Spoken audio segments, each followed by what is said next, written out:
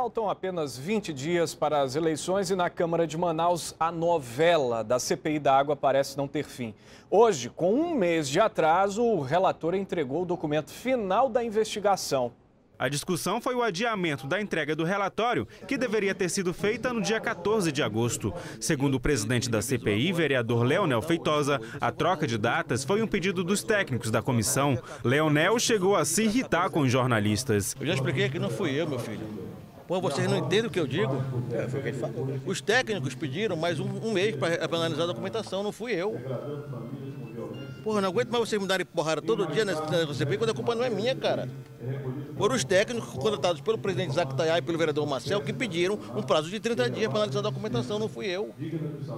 Porque tudo sou eu. Candidato nessas eleições, o relator Marcel Alexandre disse que o documento já estava pronto, mas só hoje foi entregue aos membros da CPI. Aí veio então uma outra data e aí já não se explica.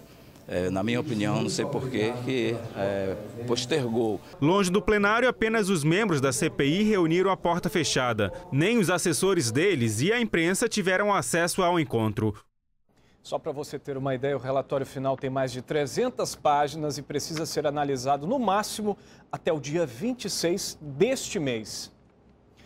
Servidores federais que voltaram ao trabalho no início deste mês, depois de 55 dias de greve, ameaçam nova paralisação. Foram 55 dias sem trabalhar. O ponto de todos os servidores federais em greve foi cortado. Depois de acordo entre sindicalistas e governo, as atividades foram retomadas. O pagamento do mês de agosto seria feito em 2 vezes. A primeira parcela já foi liberada. Agora eles temem não receber a segunda. Pelos termos do acordo, os servidores devem repor as horas não trabalhadas. Essa reposição, do dia parado da greve, compete para o governo, não compete às entidades. Então, esse comunicado que saiu do dia 13, de que ele está ameaçando de não pagar os 50%, então, para nós, isso é uma quebra de acordo. Caso o pagamento não seja realizado, ao menos 5 órgãos públicos, como FUNAI, FUNASA, Ministério da Saúde, INCRA e CESAI, vão retomar a greve. E o IMET confirmou que um tornado atingiu Manaus no último sábado. Isso causou prejuízos por quase toda a capital. Casas destelhadas, árvores caídas, postes tombados. Destruição.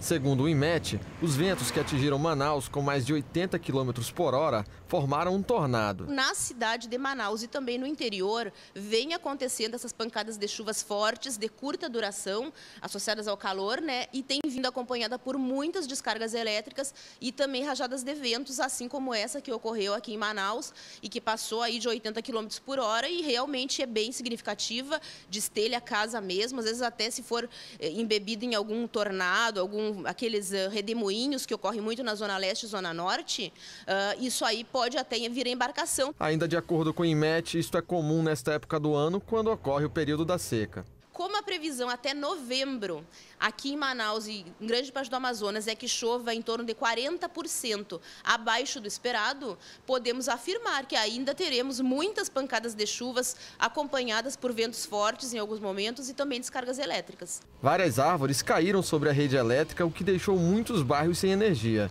Este morador afirma que nunca viu nada parecido. Foi algo espantoso mesmo, porque não via chuva, só via o vento. Um vento muito forte e as árvores caindo, os postes caindo. E como vocês podem ver, está aqui os destroços. E foi algo assustador. A Amazonas Energia registrou 370 chamados. No Distrito Industrial, 11 postes foram ao chão. A avenida mais atingida foi a Torquato Tapajós, na zona norte de Manaus. Em Manaus, o tempo vai ficar nublado com possibilidade de chuva em áreas isoladas, mínima de 25 e máxima de 33 graus. Em Silves, Urucurituba e Parintins, o tempo vai ficar nublado a parcialmente nublado. Em instantes, julgamento sobre candidatura de ex-prefeito de Coari, Adail Pinheiro, é cancelado pelo TRE. E mais, depois da greve, a Universidade Federal do Amazonas se preocupa com a reposição das aulas perdidas.